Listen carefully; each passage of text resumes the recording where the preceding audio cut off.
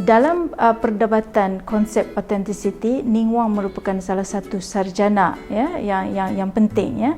Beliau berpandangan bahawa pengalaman pelancong dengan destinasi pelancongan ini dapat dikategorikan kepada 3 bentuk keaslian, iaitu yang pertama keaslian objektif, yang kedua keaslian konstruktif, dan yang ketiga keaslian existential ya.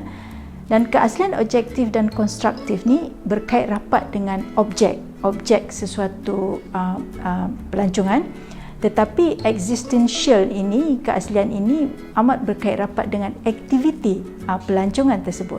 Ning Wang mengaitkan keaslian objektif ini dengan proses kognitif pelancong yang dapat mengesahkan secara objektif jika objek yang dilihat atau yang dinikmati itu adalah betul dan asli.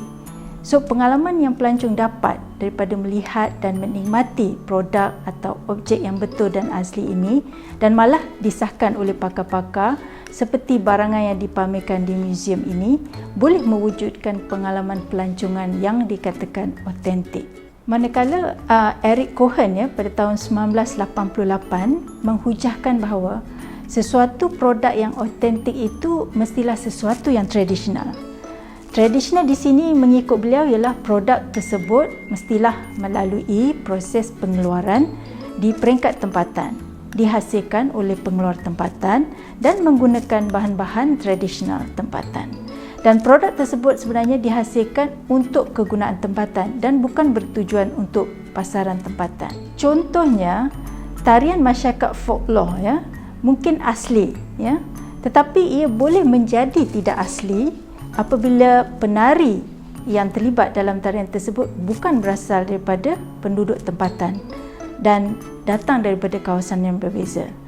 Dari aspek tersebut, dia menunjukkan bahawa bila ia tidak terhasil ataupun bukan daripada kawasan tempatan tersebut, maka produk tersebut dikatakan tidak asli.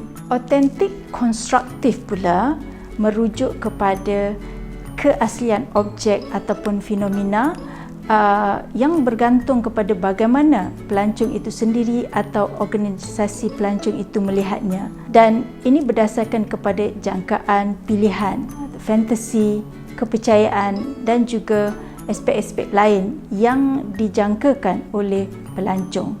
Jadi terdapat pelbagai bentuk pengalaman keaslian untuk objek atau fenomena yang sama. Jadi tidak semua produk pelancongan itu adalah asli, tetapi telah melalui proses penciptaan semula. Namun dalam konteks ini, setengah pelancong tidak kisah walaupun tidak sebenar-benarnya asli, tetapi pengalaman yang diperolehi daripada aktiviti pelancongan tersebut masih dikatakan bersifat asli. Saya bagi contoh Museum The Louvre, muzium yang paling banyak dikunjungi di dunia 30,000 orang sehari berkunjung dan menunggu berjam-jam untuk melihat lukisan di sebalik kaca itu. Tapi adakah mereka tahu bahawasanya sebahagian daripada tempat muzium itu telah dipindahkan ke tempat yang lain ya?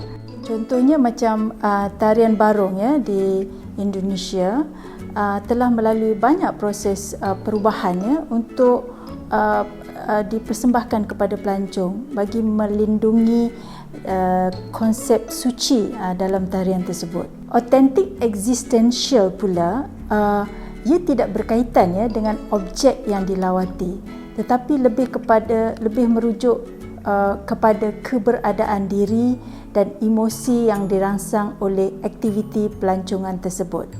Satu bentuk keadaan yang dirasakan sebenar sebagaimana yang dialami oleh pelancong. Contohnya, anda mungkin akan mendapat satu ketenangan yang asli yang anda rasai apabila anda menjalani satu aktiviti camping contohnya, dan ini akan memberikan ketenangan dalaman dalam diri anda. Satu lagi yang saya selalu alami sendiri apabila saya pergi bercuti dan saya mesti akan mendapatkan rawatan spa dengan mendapat layanan daripada tukang urut kita, itu telah memberikan satu ketenangan ataupun memberikan rasa sihat dalam badan kita.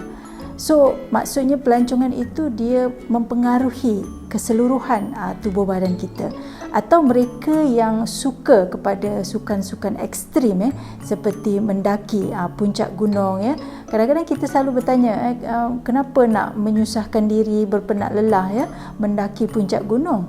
Tapi mereka akan memberikan jawapan sebab itu keberadaannya mereka di atas puncak gunung dengan melihat kepelbagaian flora dengan fauna itu memberikan kepuasan dalam diri mereka, dan mereka selalu menyebutkan perkataan the adrenaline rush tu kan dalam badan kita Oleh itu nilai dan perasaan ini dicipta dan pelancong itu sendiri yang membantu membina pengalaman mereka sendiri dengan melibatkan diri mereka secara sepenuhnya dalam aktiviti pelancongan tersebut.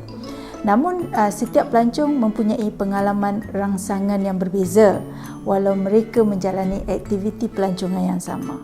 Mari kita melihat sedikit bagaimana idea McConnell mengenai authenticity dalam pelancongan ini mendapat kritikan daripada beberapa tokoh sarjana yang lain. Menurut Boorstin pada tahun 1964, beliau berpandangan bahawa pelancong sebenarnya tidak mencari authenticity ataupun keaslian, tetapi mereka sebenarnya lebih kepada aktiviti berbentuk hiburan ataupun entertainment. Mereka ingin mencari keseronokan Contohnya mereka tidak kisah kalau mereka dapat memetik anggur di Malaysia berbanding di Perancis contohnya.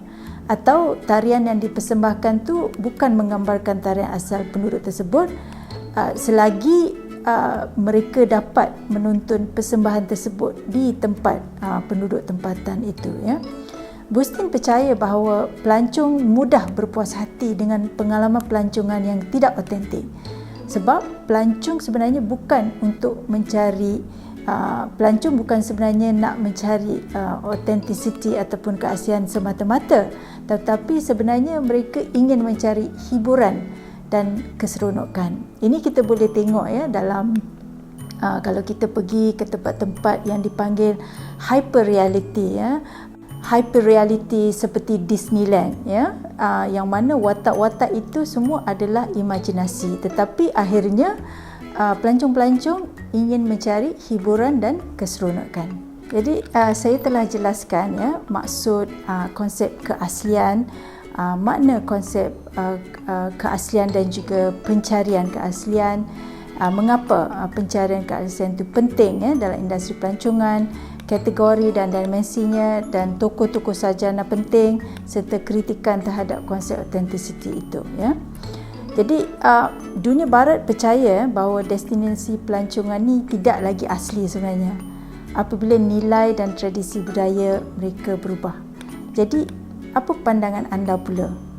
Adakah sesuatu budaya itu harus tetap sama untuk dipersembahkan kepada pelancong ataupun perlu melalui proses perubahan? Apa pandangan anda pula tentang pengalaman yang dikatakan autentik? Adakah ia mesti melibatkan kepada produk-produk yang betul-betul asli? Betul. Adakah pelancong itu sendiri benar-benar mahukan keaslian?